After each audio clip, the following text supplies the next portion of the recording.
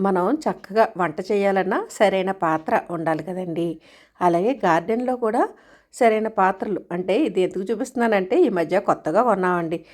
అటు మాటి మాటికి సాయిల్ మిక్సు అంటే అటు విత్తనాలు నాటుకున్నప్పుడో లేదంటే ఆ మొక్కల్ని రీపాట్ చేసేటప్పుడో ఇలాగా ఏదో ఒక రకంగా మనకి సాయిల్ మిక్స్ కలుపుకోవడం కోసం కానీ అటు నుంచి ఇటు ఇటు నుంచి అటు మనం విత్తనాలు నాటుకున్నప్పుడు మట్టి మిశ్రమాలు తెచ్చుకోవడానికి కానీ కోకోపీట్ తెచ్చుకోవడానికి కానీ ఇలా ఏదైనా సరే క్యారీ చేయాలి అంటే కొంచెం అల్యూమినియం పాత్ర అయితే కనుక స్ట్రాంగ్గా ఉంటుంది కదా అని చెప్పేసి నేను ఈ అల్యూమినియం పాత్ర తీసుకున్నానండి. ఎందుకంటే అటు ఇటు క్యారీ చేయడంతో పాటు ఏయన్నా మనం సాయిల్ మిక్స్లో మనం ఎప్సమ్ సాల్ట్ అనో లేకపోతే ఏదో బోన్ మీల్ లేదంటే ట్రైకోడర్మా విరిడి సూడోమోనాస్ ఇలా అవి ఇవి మిక్స్ చేస్తూ ఉంటాం కదండి.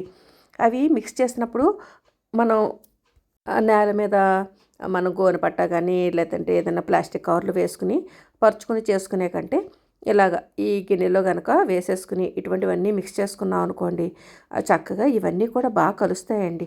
అంటే ఇప్పుడు దాంట్లో వేసే ఏ పోషకాలన్నా సరే మనకి పని కూడా సులువైపోతుంది కదండి. అందుకని ఒక్కసారి పెట్టుబడి కింద పెట్టుకున్నాం అనుకోండి ఇలాగ విత్తనాలు ప్రస్తుతం అయితే నేను విత్తనాలు నాటడం కోసం చిన్న చిన్న పాట్స్ అవి రెడీ చేసుకున్నాను అనమాట. ఆ సాయిల్ మిక్స్ కలపడానికి ఈవేళే ప్రారంభోత్సవం అండి. ఈ గిన్నె కొత్త గిన్నె తీసుకున్నాము.